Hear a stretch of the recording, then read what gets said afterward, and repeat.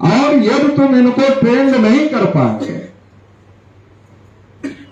तो हम ऐसा समझेंगे कि तुम्हारे अंदर ही योग्यता नहीं और तुम्हें नौकरी से निकाल दो।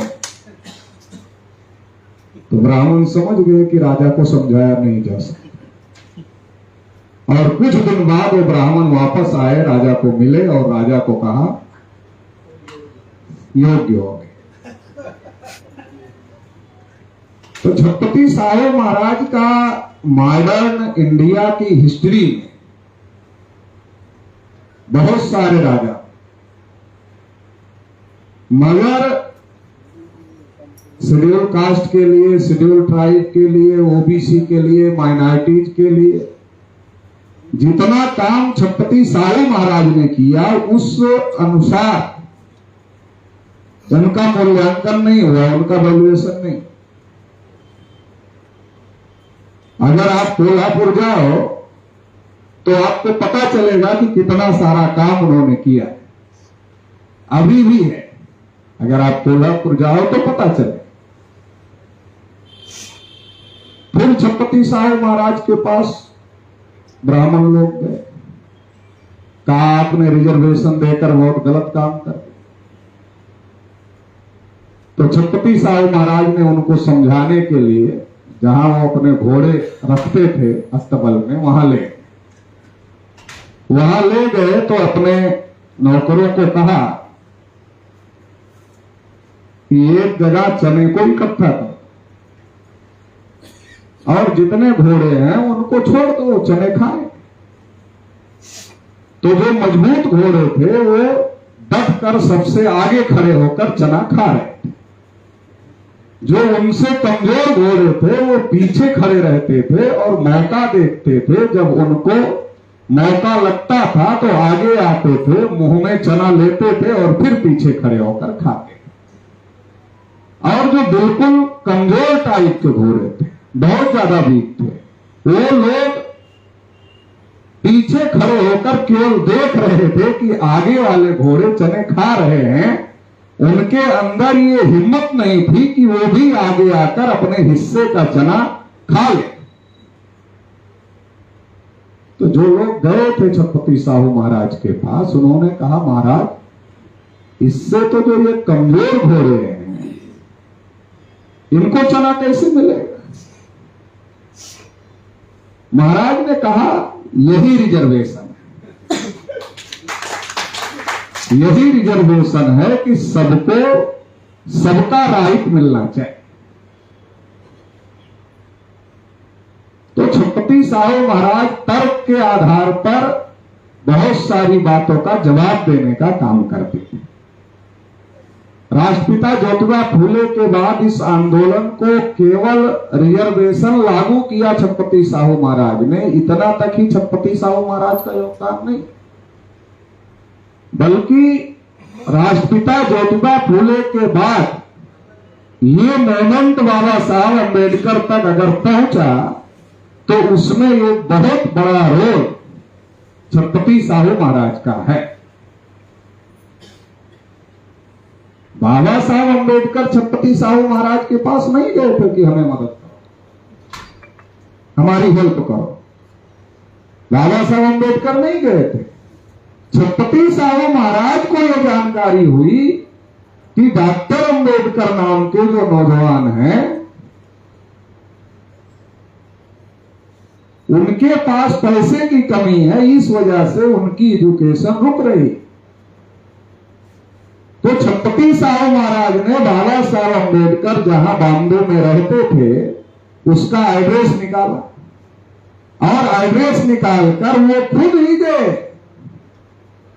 छत्रपति साहू महाराज गए और कहा आप अपना एजुकेशन पूरा करो, हम मदद करें। आमतौर पर क्या होता है, आमतौर पर राजा के पास लोग जाते हैं मदद मांगने के लिए जिसको मदद की जरूरत है, मगर छत्रपति साहू महाराज खुद जाकर सामने से मदद करने के लिए क्यों गए?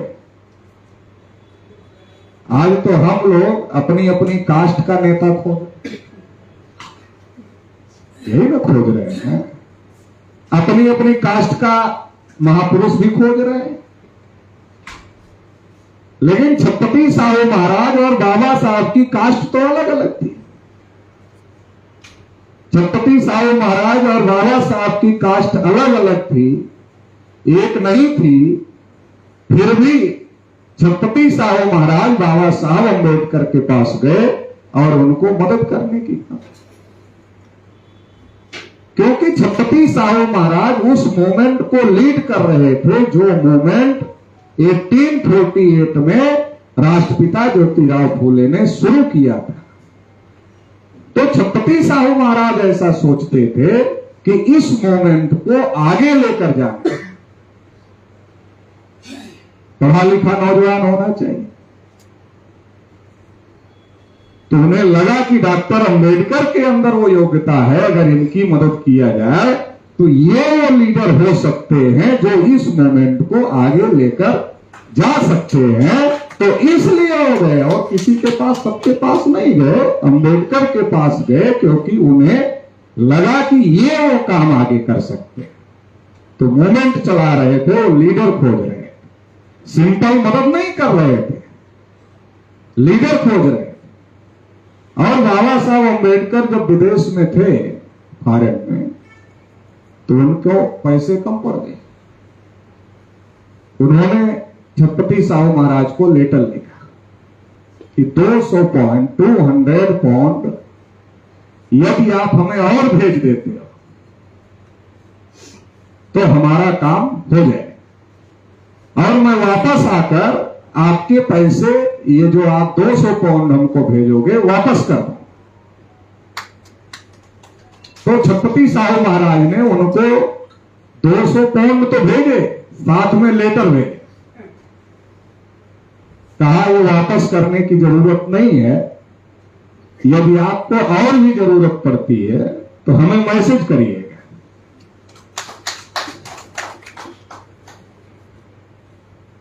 तो छत्रपति साहू महाराज लड़ाई लड़ रहे थे और इसलिए तिलक छत्रपति साहू महाराज के पीछे पड़े हुए थे। सारे ब्राह्मण छत्रपति साहू महाराज के पीछे पड़े,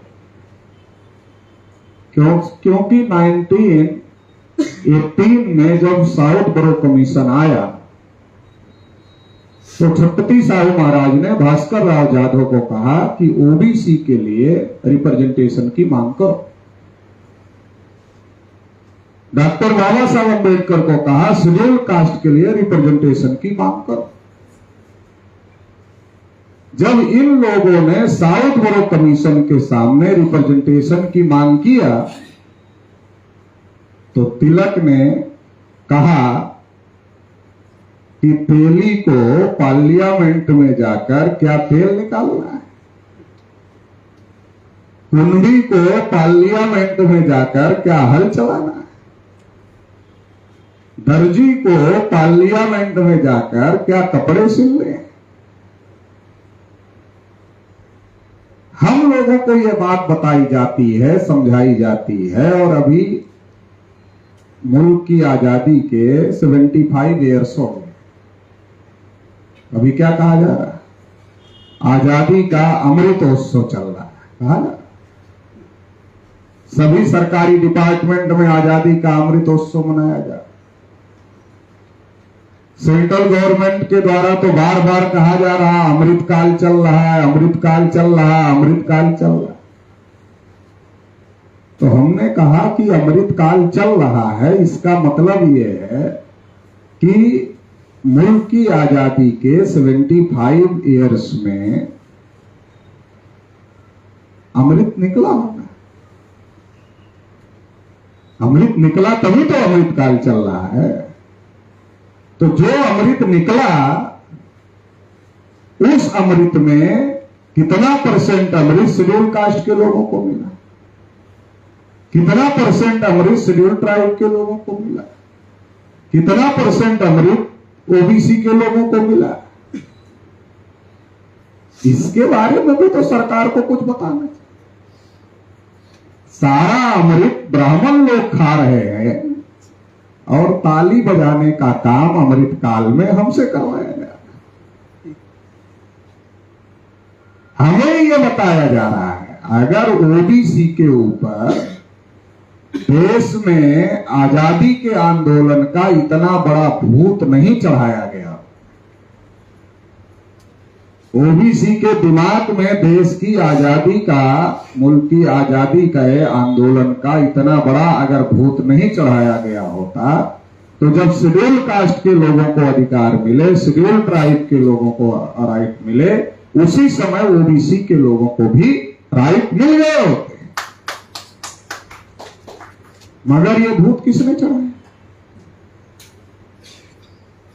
ये भूत कांग्रेस के लोगों ने ओबीसी के लोगों को कहा देश आजाद हो जाएगा, अगर भारत ही आजाद हो जाएगा तो आपकी आने वाली जनरेशन आजाद हो जाएगी, आपकी सभी समस्याओं का समाधान हो जाएगा। तो ओबीसी के लोगों ने सोचा पहले देश को आजाद कर लेते हैं, ये तो घरेलू समस्या है, डोमेस्टिक प्रॉब्लम है, इंटरनेशनल प्रॉब्लम है कि अंग्रेज देश पर राज कर रहे हैं।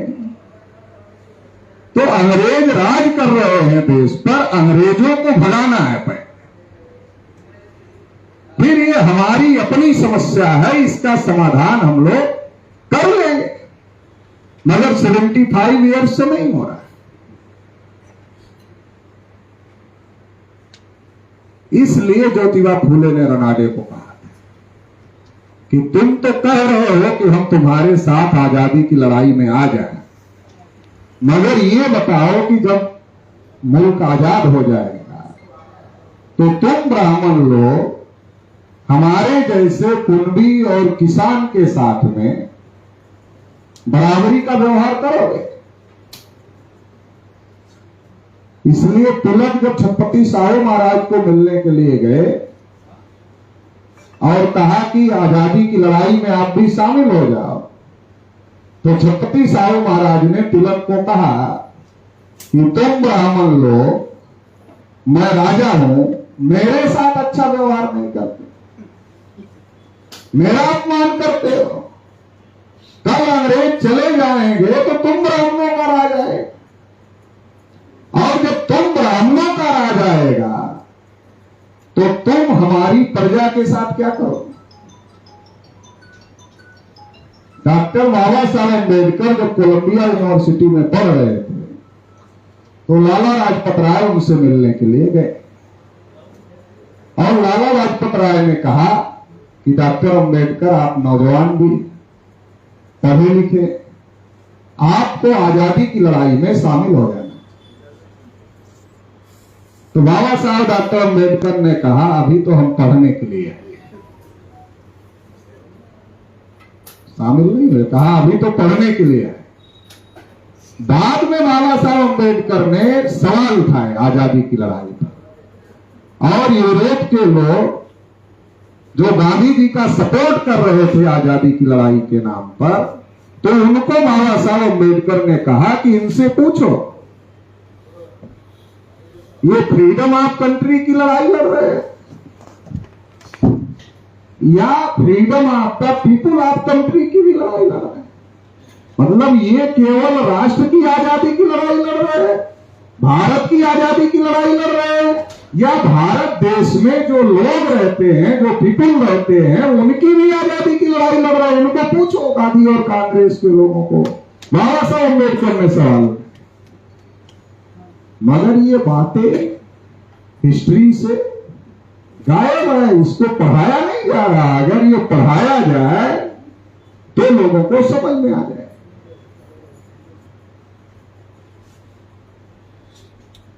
अब जब 1918 में जब साउथ पोलो कमीशन आया तब छत्रपति साहू महाराज जीवित थे, और उन्होंने अपनी तरफ से बाबा साहब अम्बेडकर को और भास्कर राव जाधव को इस काम पर लगाया कि ओबीसी के लिए, बीसी के लिए और एससी के लिए रिप्रेजेंटेशन की मांग करो। लेकिन 1932 में जब गोलमेज सम्मेलन हुआ तो छत्रपति साहू महाराज नहीं।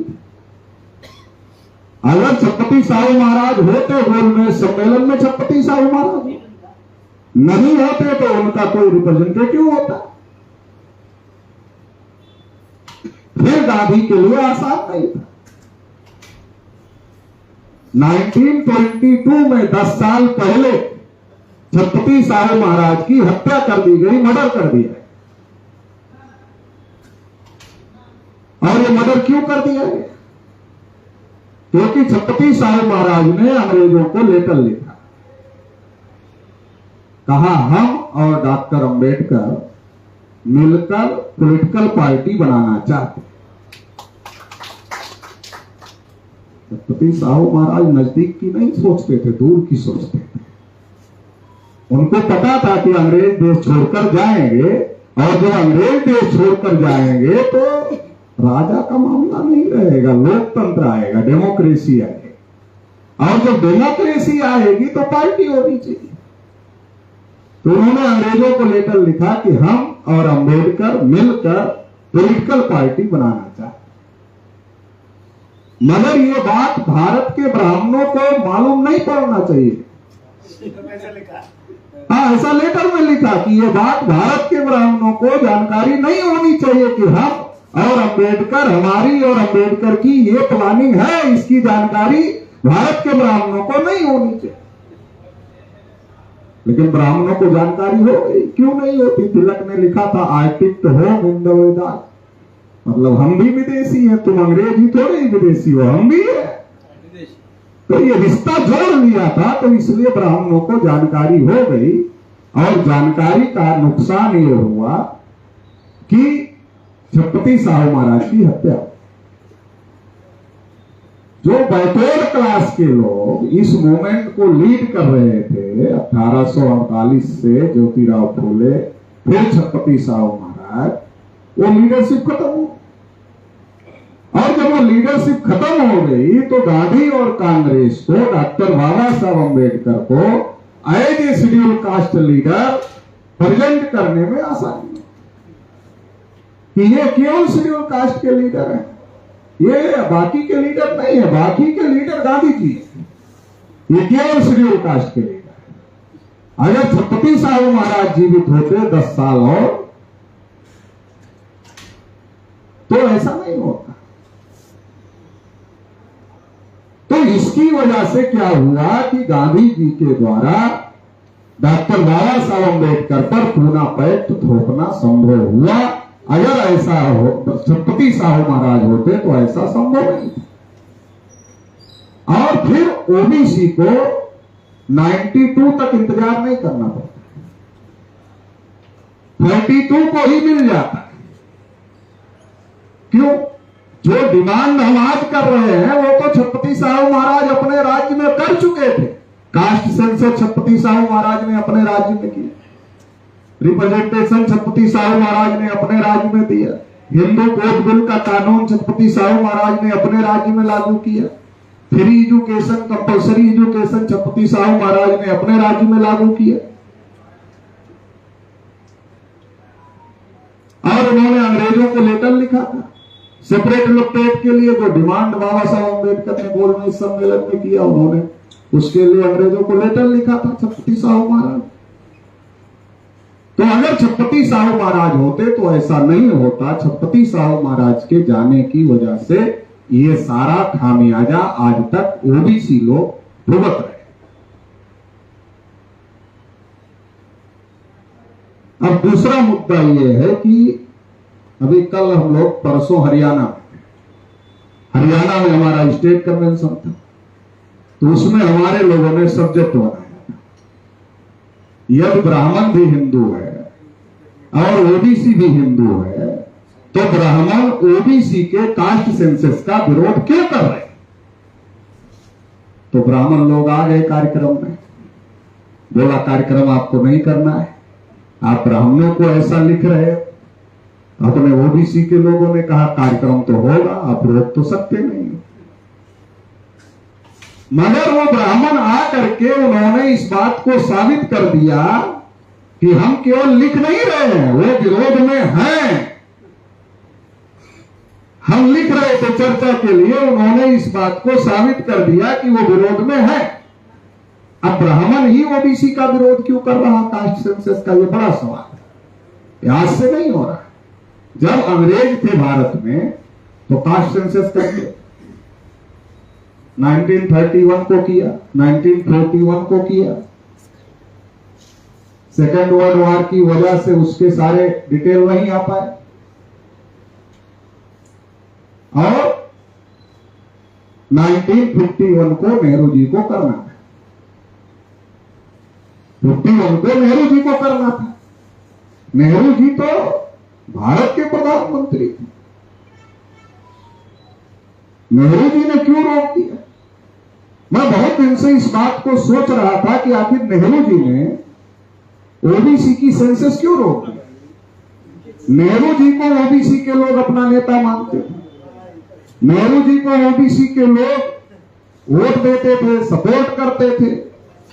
फिर नेहरू जी की और ओबीसी की क्या दुश्मनी थी कि नेहरू जी ने ओबीसी की कास्ट सेंसस को रोक दिया? मैं समझ नहीं पा रहा था। बहुत दिन तक सोचते सोचते फिर समझ में आया। क्या समझ में आया?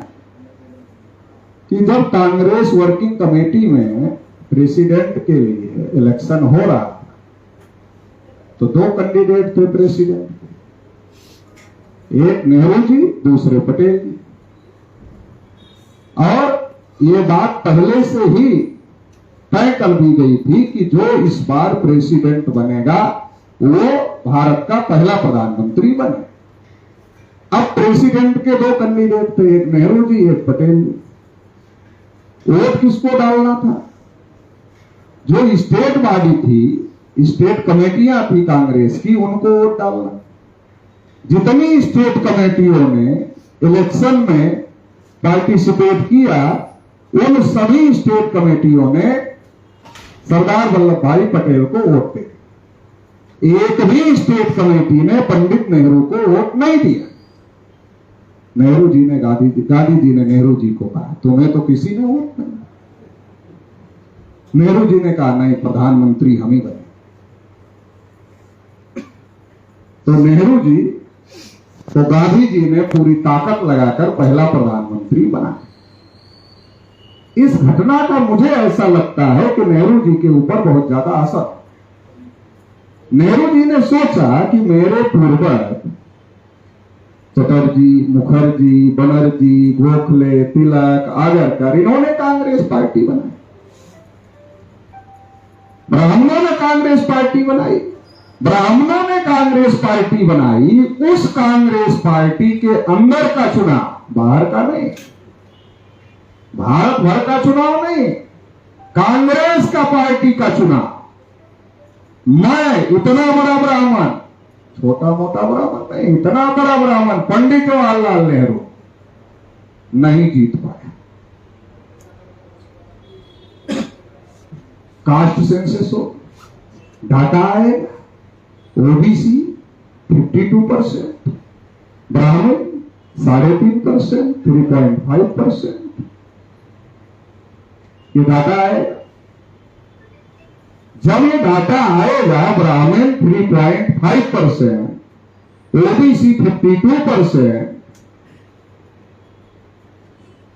तो भारत का प्रधानमंत्री ब्राह्मण कैसे होगा?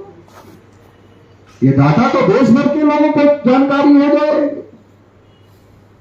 कि ब्राह्मण की पॉपुलेशन 3.5% है, ओबीसी की पॉपुलेशन 52% है, तो ओबीसी 3.5% वाले के पीछे क्यों जाए? उसका पिछड़ों क्यों बनेगा? उसका फॉलोअर क्यों बनेगा? उसका सपोर्टर क्यों बनेगा? वो तो लीडर बनेगा। उसकी पॉपुलेशन 52% है तो लीडर बनेगा। नेहरू जी को ये बात समझ में आ गई और नेहरू जी ने कहा ये बहुत ज्यादा डेंजरस, बहुत ज्यादा खतरनाक है, ये करने की जरूरत नहीं है। और उन्होंने सेंसस एक्ट बनाया और उस सेंसस एक्ट में कास्ट सेंसस को रोक दिया।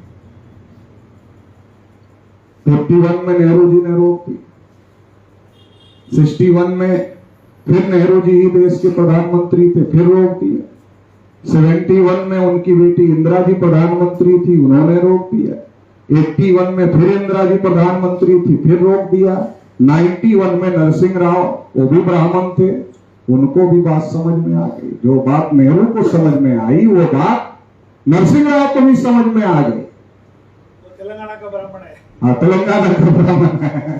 तो कास्ट सेंसस होगी तो नरसिंह राव आखिरी ब्राह्मण प्रधानमंत्री हो जाएगा, इसके बाद दूसरा नहीं होगा। उसने विरोध किया। फिर 2001 आ गया और फिर अटल जी देश के प्रधानमंत्री हो। बीसी वाले कहते हैं अटल जी तो अच्छे थे, बाकी सब ब्राह्मण खराब है, मगर अटल जी तो अच्छे हैं बीजेपी। मगर जो बात नेहरू जी को समझ में आती थी, जो बात इंदिरा जी को समझ में आती थी, जो बात नरसिंह राव को समझ में आती थी, उतनी ही अच्छी तरीके से ठीक प्रकार से वो बात अटल जी को भी समझ में आती थी। वो बीजेपी में थे, कांग्रेस के कट्टर विरोधी थे, मगर फिर भी ये बात समझ में आती थी। और ये बात समझ लिया तो अटल जी ने भी सोचा कि अगर कास्ट सेंसस हो गई तो अटल बिहारी आखिरी ब्राह्मण प्रधानमंत्री हो जाएगा, इसके बाद भारत का प्रधानमंत्री ब्राह्मण नहीं बनेगा। तो अटल जी ने भी नहीं। 2011 आ गया, मनमोहन सिंह देश के प्रधानमंत्री थे। भारत मुक्ति मोर्चा के नेशनल प्रेसिडेंट मेश्राम साहब ने 51,000 प्रोग्राम पूरे भारत में लाए और उसमें सब्जेक्ट रखा, देश में जानवरों की गिनती होती है मगर ओबीसी की गिनती नहीं। तो जितने ओबीसी के लीडर थे उनके सब के घर में हैंडबिल देती है। उन्होंने हैंडबिल देखा, जानवरों की गिनती होती है मगर ओबीसी की। तो गुस्सा आया और गुस्सा आया तो पार्लियामेंट में हंगामा कर दिया कि जानवरों की गिनती करते हो, हमारी नहीं करते। हंगामा कर दिया, हंगामा कर दिया तो पार्लियामेंट बंद हो गई, जैसे अभी बंद हो गई मणिपुर के मुद्दे पर बंद हो गई। मनमोहन सिंह जी प्राइम मिनिस्टर थे, वो आए फ्रंट पे और उन्होंने कहा हम कास्ट सेंसस करें। तो हम लोगों ने भी सोचा हो जाएगा इस बार, कोई ब्राह्मण तो है नहीं, सिख प्रधानमंत्री है तो उसको तो कोई नुकसान है नहीं। मगर जैसा कि आप लोग जानते हैं कि कांग्रेस की गवर्नमेंट में मनमोहन सिंह प्रधानमंत्री होते थे, प्राइम मिनिस्टर होते थे, मगर उनको फैसले लेने का राइट नहीं होता था। फैसला लेने का राइट ज्यादातर मामलों में प्रणब मुखर्जी को दिया जाता था। ग्रुप ऑफ मिनिस्टर्स बनाकर उसका चेयरमैन प्रणब मुखर्जी को बनाया जाता था और प्रणब मुखर्जी फैसले लेते थे। तो इस मामले में कास्ट सेंसस के मामले में भी प्रणब मुखर्जी को चेयरमैन बना दिया गया और प्रणब मुखर्जी के आरएसएस के साथ बड़े अच्छे संबंध थे। पहले लोग नहीं जानते, हाँ पहले लोग कहते थे सेकुलर है प्रणब मुखर्जी, बंगाल के ब्राह्मण है। बाद में संघ की शाखा में गए, राष्ट्रपति से रिटायर होने के बाद में संघ की शाखा में गए, फिर पता चला ऊपर कुछ और है, नीचे तो कुछ और है, नीचे का दिखा नहीं लोगों को कि नीचे क्या है। तो प्रणब मुखर्जी ने, वो भी बंगाली ब्राह्मण थे, जो बात नेहरू जी को समझ में आती थी, इंदिरा जी को समझ में आती थी, नरसिंह राव को समझ में आती थी, अटल जी को समझ में आती थी, वो बात प्रणब मुखर्जी को भी समझ में आती थी। ये बात मैं क्यों बता, ओबीसी वाले बिना मतलब के इस झंझट में पड़ते हैं कि ये वाला खराब है, ये वाला ठीक, ये तो सेकुलर वाला ब्राह्मण है, ये तो कम्युनल वाला ब्राह्मण। इसलिए बता रहा वो इस परेशानी में ओबीसी के लोग फंसे हुए इस प्रॉब्लम में कि ये सेकुलर वाला ब्राह्मण है, ये कम्युनल वाला ब्राह्मण है, ये तो ठीक है, थोड़ा ये ज्यादा खराब। तो ये जो प्रॉब्लम है इससे निकल जाओ। जब तक इस प्रॉब्लम में फंसे रहोगे आपकी किसी भी प्रॉब्लम का सॉल्यूशन होने वाला नहीं। क्रीमी लेयर किसने लगवाया ओबीसी को? मधुलिमीय सोशलिस्ट ब्राह्मण थे, सोशलिस्ट ब्राह्मण थे मधुलिमीय, उन्होंने लगवाया। मधुलिमीय सोशलिस्ट ब्राह्मण थे, मंडल कमीशन के केस में पार्टी बने और उन्होंने क्रीमी लेयर लगाया। मैं इसलिए बता रहा हूं कि घोड़ा और घास की अगर दोस्ती होगी तो घोड़ा को अगर भूख लगेगी तो घास ही खाएगा, और क्या खाएगा? घास जानते हो आप लोग? हाँ, वो थोड़ा आप मदद करते रहिए जो तो घोड़ा और घास की दोस्ती चलती नहीं है। जो ब्राह्मण हमारे राइट्स पर कब्जा किए हुए, हमारे अधिकार पर कब्जा किए हुए, उनकी और हमारी दोस्ती कैसे चले? मगर हम लोग चलाते रहते हैं, इसलिए उसका नुकसान उठाते हैं। 2014 में 2014 में मोदी जी आए, क्या कहा? मैं बीसी हूं। बीसी के लोगों ने सोचा बीसी है, फिर कहा मैं चाय बेचता हूं। लोगों ने कहा अच्छा गरीब भी है, केवल बीसी नहीं है गरीब भी है, तो ठीक है अपना आदमी, हाँ चाय वाला है तो अपना आदमी है, अगर इसको प्राइम मिनिस्टर बना देते हैं तो ये हमारी समस्या का समाधान कर दे। बना दिया बीसी के लोग, तो बना दिया तो क्या किया? सबसे पहले 314 ओबीसी के स्टूडेंट जो यूपीएससी का एग्जाम पास किए थे, मतलब आईएएस बनने वाला एग्जाम पास किया, उनका अपॉइंटमेंट ही रोक दिया। क्रीमी लेयर का नियम बदल, ओबीसी की स्कॉलरशिप रोक दिया। अब सबका साथ सबका विकास चल रहा है। अब सबका साथ सबका विकास है तो विकास के लिए बजट होना चाहिए या बिना बजट के विकास हो? मगर ओबीसी का विकास बगैर बजट के ही हो रहा है।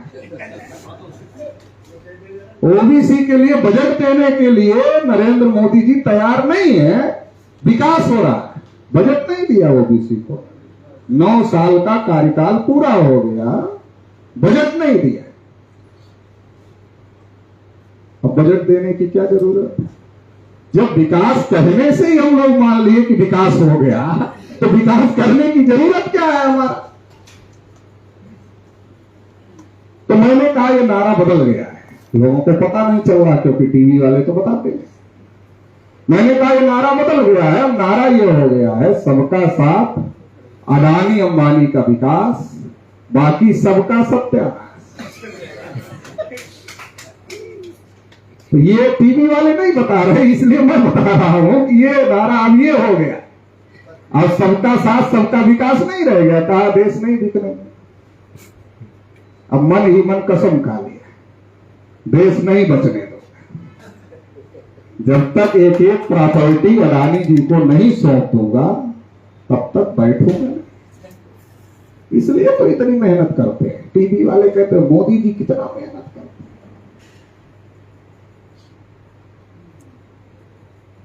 तो देश में ये सब चल रहा है। अब अगर प्राइवेटाइजेशन हो रहा है, ये केवल प्राइवेटाइजेशन का मामला नहीं है, रिजर्वेशन को जीरो करने का मामला है। अपोजिशन पार्टी केवल प्राइवेटाइजेशन का मुद्दा उठा रही है, इसलिए उसके मूवमेंट को उतना सपोर्ट नहीं मिल रहा है। अगर वो प्राइवेटाइजेशन के साथ में रिजर्वेशन का मुद्दा उठाए कि प्राइवेटाइजेशन की वजह से रिजर्वेशन जीरो हो रहा है, तो अपोजिशन पार्टियों को ज्यादा सपोर्ट मिल सकता है, क्योंकि रिजर्वेशन के नाम पर लोग ज्यादा मोबिलाइज होते हैं। ये रिजर्वेशन को जीरो करने का मामला है, प्राइवेट सेक्टर में रिजर्वेशन नहीं। मगर ये सारी जानकारी ओबीसी समाज को देगा को। सबसे बड़ी समस्या तो ये है आज कि जो जानकारी देने का जो साधन है, टीवी, मीडिया क्या दिखा? पाकिस्तान से कोई महिला आ गई, कितना दिन से उसको दिखा? अरे कोई मुद्दा है, अरे तुम जांच करो, जो एजेंसियां हैं उसको जो सजा देने लायक है सजा दो, नागरिकता देने लायक है नागरिकता दो, उसको ही दिखा। एक बाबा है, वो बाबा को इतना दिखा रहे, इतना दिखा रहे, इतना दिखा रहे। अरे भाई क्या मतलब? वो चमत्कार कर रहा है। अगर चमत्कार कोई टीवी पर डिबेट का सब्जेक्ट है, अरे अपने समाज में बहुत सारे लोगों के पास घर नहीं है, ऐसे बहुत लोग हैं।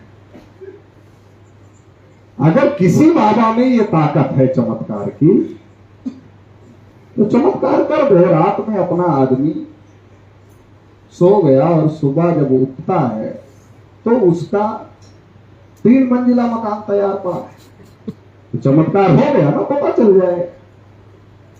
तो चमत्कार पर, टीवी पर चमत्कार क्यों दिखाया गया? कि आप अपने इस सोच को छोड़ दो। पाकिस्तान की खबरें दिन रात चलाई जाती, क्या खबर चलाई जाती? पाकिस्तान अब डूब जाएगा, खत्म हो जाएगा, खाने को नहीं है पाकिस्तान। बांग्लादेश की खबर दिखाई जाती है, श्रीलंका की। अरे भारत की क्यों नहीं दिखाती? भारत में कोई समस्या नहीं है, खाते हो भारत की, गाते हो पाकिस्तान की।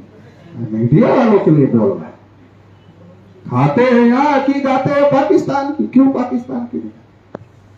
अपना आदमी अल्पसंतुष्ट आदमी, अगर उसको ये जानकारी हो जाए कि उससे ज्यादा दुख में, उससे ज्यादा दुखी उसका पड़ोसी है, तो उसका सारा दुख ऐसे ही गायब।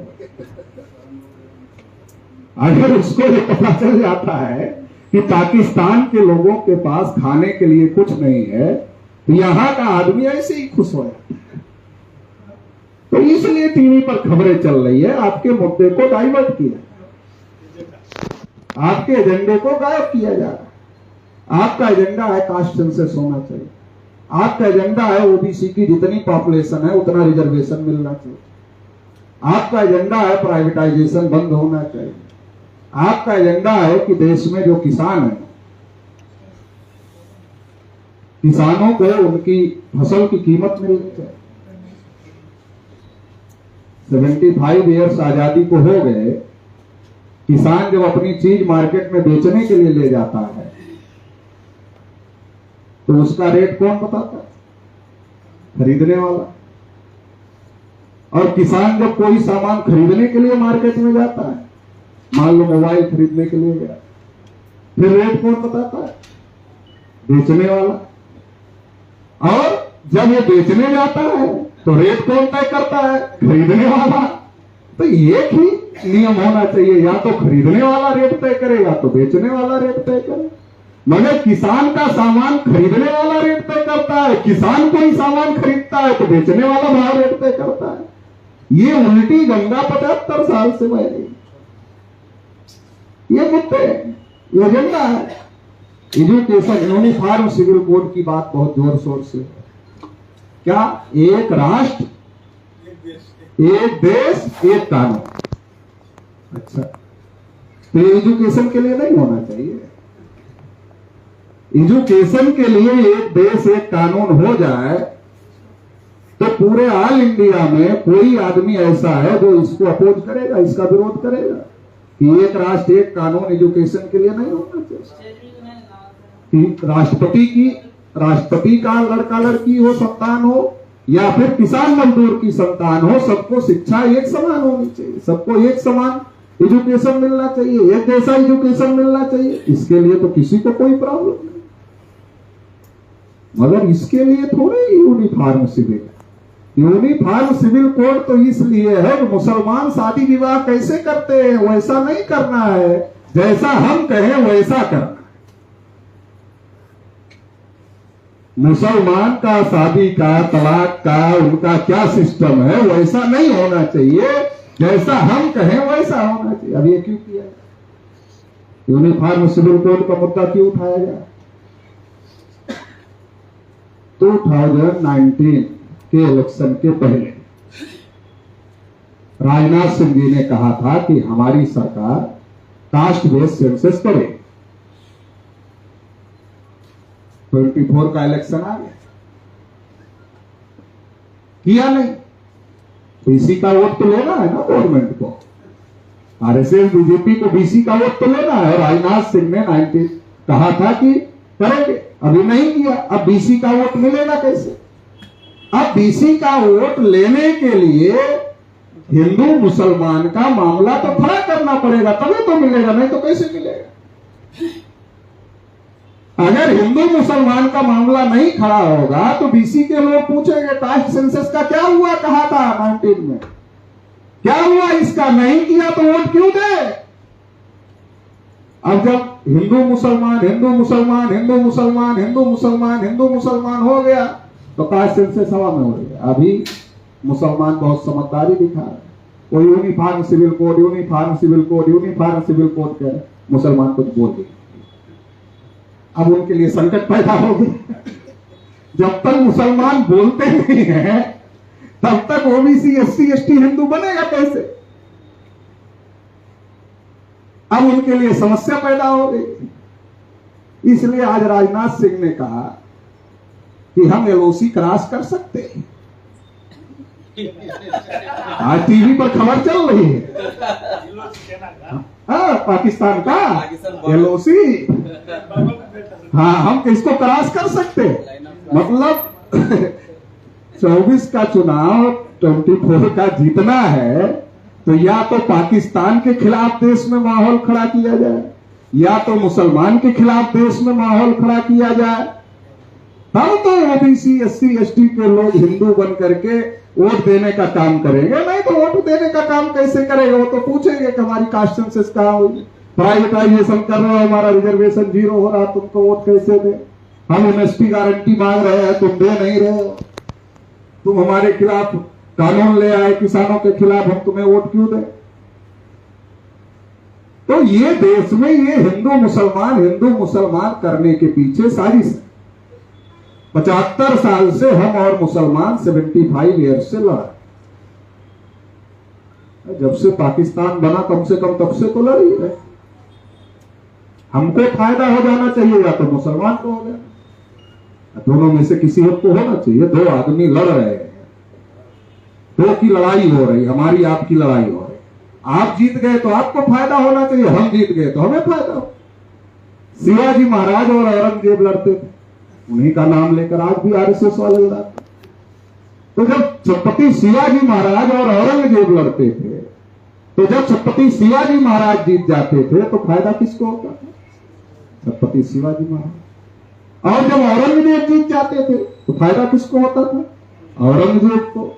और हम और मुसलमान 75 साल से लड़ रहे हैं, 75 ईयर्स से लड़ रहे हैं। ना हमें फायदा हो रहा है, ना मुसलमान को कोई फायदा हो रहा है। 75 ईयर्स में एक भी मुसलमानों की पार्टी ने सेंटर में गवर्नमेंट बनाया हो तो नाम बता। चलो, एक भी बीसी की पार्टी ने 5 ईयर्स के लिए सेंटर में गवर्नमेंट बनाया हो तो नाम बता दो। एक भी शेड्यूल कास्ट की पार्टी ने बना लिया हो सेंटर में गवर्नमेंट तो नाम बता दो। एक भी शेड्यूल ट्राइब की पार्टी ने बना लिया हो सेंटर में गवर्नमेंट तो नाम बता दो। इसका मतलब क्या? इसका मतलब यह है कि जहां से कानून बनता है वहां ना हम पहुंच पाए ना मुसलमान पहुंच पाए। लड़ाई हमारी मुसलमान की 75 ईयर्स से चल रही है, मगर जहां से कानून बनता है, कानून बनाया जाता है, वहां ना हम पहुंच पाए ना मुसलमान पहुंच पाए। ना हमारा कब्जा हुआ ना मुसलमान का कब्जा हुआ। शरद जी जब मेंबर ऑफ पार्लियामेंट थे तो उन्होंने गवर्नमेंट को पूछा कि कितने कितने कौन कौन से लोग हैं सर्विस।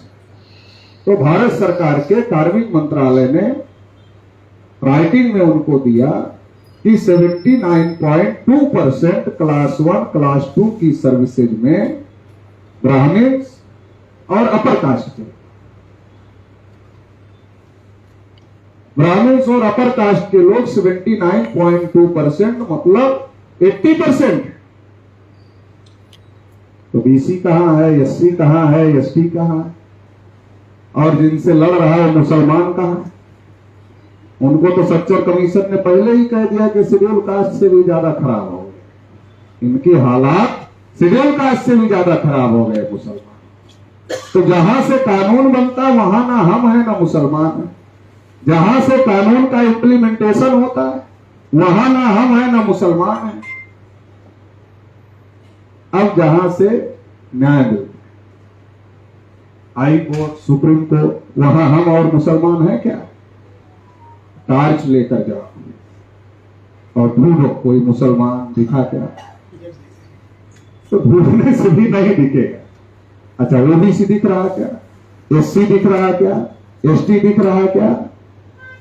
नहीं, ना हम है ना मुसलमान है। जहां से कानून बनता है वहां ना हम ना मुसलमान, जहां से कानून का इम्प्लीमेंटेशन होता है वहां ना हम ना मुसलमान, जहां से न्याय मिलता है वहां भी हम और मुसलमान दोनों में से कोई नहीं, और लोकतंत्र का चौथा खंभा मीडिया को कहा जाता है। तो वहां हमारा कोई चैनल है? मुसलमानों का है, माइक पकड़ने वाला भी नहीं मिलता है, और अगर एक दो एंकर हैं तो बुलाते हैं टीवी पर मुसलमानों को, तो मुसलमानों को ही जलील करते हैं। तो देखा होगा आप लोगों ने, वो बहुत ज्यादा बोलते हैं, उतना उनको नहीं बोलना चाहिए, नहीं बोलते हैं। तो ये हालात है, जो सिस्टम देश को चला रहा है उस सिस्टम में हम कहां हैं? ना हम है ना मुसलमान है, फिर लड़ाई हमारी मुसलमान और हमारी किस बात की? लड़ाई का 75 ईयर्स में ना हमें फायदा हुआ ना मुसलमान को फायदा हुआ, फिर हमारी मुसलमान की लड़ाई किस बात की? तो ये लड़ाई हमारी और मुसलमान की नहीं है, ये लड़ाई ब्राह्मणों द्वारा लगाई गई लड़ाई है, ब्राह्मणों द्वारा लगाई गई लड़ाई है। इसलिए इसका फायदा ना हमें हो रहा है ना मुसलमान को हो रहा है, जो लड़ाई लगा रहा है उसको फायदा। अब दंगे में चाहे मुसलमान मर जाए या ओबीसी SC ST का नौजवान मर जाए, हाँ कर्फ्यू में चाहे SC ST OBC का नौजवान का मर्डर हो जाए या फिर मुसलमान के नौजवान का मर्डर हो जाए, हिंदू मुसलमान होगा। हिंदू मुसलमान में फायदा किसको होगा? 3.5% के जो ब्राह्मण हैं उनके पीछे 52% OBC हिंदू के नाम पर खड़ा हो जाए, फायदा किसको हो गया? ब्राह्मणों को हो गया, 3.5% ब्राह्मणों को हो गया, जो 3.5% है, 3.5% जो ब्राह्मण हैं हिंदू के नाम पर उनके पीछे 52% OBC खड़ा हो गया, तो फायदा ब्राह्मणों को हो गया। और ब्राह्मण जो गांव में सरपंच नहीं बना सकते वो प्राइम मिनिस्टर बनाने लायक। तो ये साजिश OBC SC ST माइनॉरिटी सभी को समझने की जरूरत है। और हम लोगों की आपस में कोई लड़ाई नहीं। हम लोगों की आपस में लड़ाई क्यों नहीं? क्योंकि हमारे जो हित हैं और जो मुसलमान का हित है, शेड्यूल कास्ट का, शेड्यूल ट्राइब का हित है, वो आपस में कहीं टकराव नहीं कर रहे। क्यों? क्योंकि हमारा तो स्लोगन ही है, जिसकी जितनी संख्या उसका उतना हिस्सा, जिसकी जितनी पॉपुलेशन उसका उतना रिप्रेजेंटेशन। तो लड़ाई किस बात की है? सबकी गिनती होनी चाहिए, सबकी सेंसस होनी चाहिए, और जिसकी जितनी पॉपुलेशन है उसको उतना रिप्रेजेंटेशन मिलना चाहिए। तो इसमें किसी की कोई लड़ाई नहीं है, मगर ये लड़ाई दूसरों के द्वारा लगाई जा रही है। कभी OBC SC की लड़ाई लगाई जाती है, कभी SC ST की लड़ाई लगाई जाती है, कभी OBC SC ST को मुसलमान से, कभी सिख से, कभी ईसाई से ये लड़ाई लगाई जा रही है। जो लड़ाई लगा रहे हैं उनको फायदा हो रहा है, और हम लोगों को देश की आजादी के 75 ईयर्स में इसका कोई फायदा नहीं हुआ, नुकसान हुआ है। इसलिए हम लोगों को इस बात को तय करने की जरूरत है कि आपस में नहीं लड़े, आपस में नहीं लड़े, बल्कि मिलजुल कर लड़े। आपस में नहीं लड़ेंगे एक बात, दूसरी बात मिलजुल कर लड़े। मिलजुल कर क्यों लड़े? क्योंकि आज संविधान को बाजू में रखकर काम किया है, EVM से लोकतंत्र खत्म किया है, प्राइवेटाइजेशन में सारे देश को बेचा जा रहा है, हमारा रिजर्वेशन जीरो किया जा रहा है, हमारा एजुकेशन, प्राइमरी एजुकेशन पूरी तरीके से बर्बाद किया गया है, हायर एजुकेशन, प्रोफेशनल एजुकेशन महंगा कर दिया जा रहा है। तो ये जो हमारे इशूज है, ये कोई एक के इशूज नहीं है, ये सबके इशूज है, और सबके इशू है तो सबको मिलकर लड़ाई लड़ने की जरूरत है। और अगर हम लोग एकजुट हो, BC के लोग, SC के लोग, ST के लोग और माइनॉरिटीज के, तो 90% हो, और 90% हो जाएंगे तो 90% का 50% अगर हम लोग इकट्ठा आ जाए, 90% का 50 कितना होता है? 45%। तो 45% में सेंटर में गवर्नमेंट बना लेंगे, स्टेट में तो बना ही बना लेंगे, सेंटर में भी बना लेंगे। और जब सेंटर में गवर्नमेंट बना लेंगे तो चूंकि हमारे ही पूर्वजों ने भारत को विश्व गुरु बनाया, आज तो भाजपा वाले मोदी जी को विश्व गुरु बना रहे हैं। भाजपा वाले कहते हैं मोदी जी अकेले ही विश्व गुरु, विश्व गुरु। आप थोड़ा बोलते रहिए जहां आपको लगे कि लोगों को समझ में नहीं आ रहा। आज तो बीजेपी वाले कह रहे हैं कि नरेंद्र मोदी विश्व गुरु, लेकिन हमारे पूर्वजों ने सम्राट अशोक के समय में भारत को, देश को विश्व गुरु बनाया था, अकेले अपने को नहीं, देश को बनाया। तो गौरव फिर से वापस लाना है। सोने की चिड़िया भारत को कहा जाता है, वो बनाना है। तो अगर ये और अखंड भारत था, तो इनकी वजह से भारत टूट रहा है जिस प्रकार का ये काम कर रहे हैं, तो इससे आने वाले समय में भी हो सकता। इसलिए भारत को एकजुट करने का, अखंड भारत बनाने का काम भी हम लोग ही कर सकते हैं। तो इसके लिए हम लोगों को लड़ाई लड़ने की जरूरत है, एकजुट होने की जरूरत है। और अगर हम लोग एकजुट होते हैं तो देश में हम लोग देश को चलाने वाले हो सकते। देखो, हम लोग साइकिल खरीदते, मोटरसाइकिल खरीदते, कार खरीदते, दूसरा कोई मांगता है तो देते नहीं। क्यों? हमको लगता है ये ठीक तरीके से हमारी कार को, साइकिल को, मोटरसाइकिल को नहीं चला सकता, क्योंकि इसका नहीं। हम साइकिल, मोटरसाइकिल, कार खरीदते हैं तो दूसरे को इसलिए नहीं देना चाहते कि हमको लगता है कि ये ठीक प्रकार से नहीं चलाएगा, क्योंकि इसका नहीं। तो देश क्यों दूसरे को चलाने के लिए दे दिया?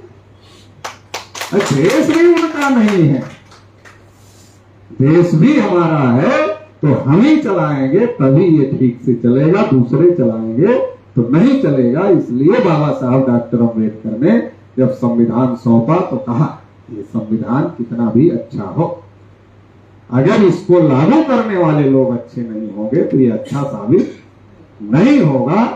तो वही हो रहा है। संविधान अच्छा है, सबके हक अधिकार लिखे हुए, लेकिन लागू करने वाले लोग अच्छे, इसलिए अच्छा नहीं। SC ST OBC के लोगों को ये समझ लेना चाहिए। अभी 7 अगस्त को हम लोग भारत बंद करने जा रहे हैं uniform civil code, uniform civil code के खिलाफ में भारत बंद करने जा रहे, क्योंकि एक राष्ट्र एक कानून लागू होगा तो शेड्यूल ट्राइब को जो कस्टमरी लॉ है वो कहां से मिलेगा? जो रिजर्वेशन है ये भी तो स्पेशल राइट है। एक ही कानून सब पर होगा तो OBC SC ST को रिजर्वेशन कैसे मिलेगा? तो ये बहाना मुसलमान है, निशाना बहुत दूर है।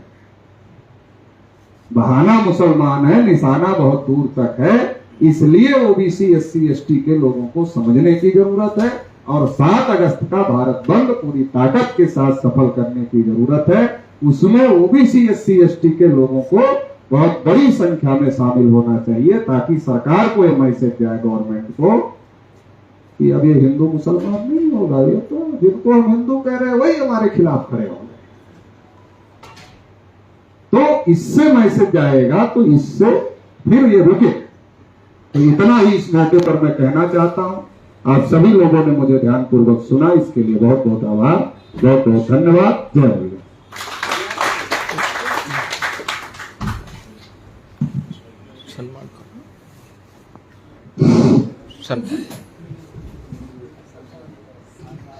ప్రకాష్ చౌదరి గారు సవివరంగా గంట 5 నిమిషాలు వారి యొక్క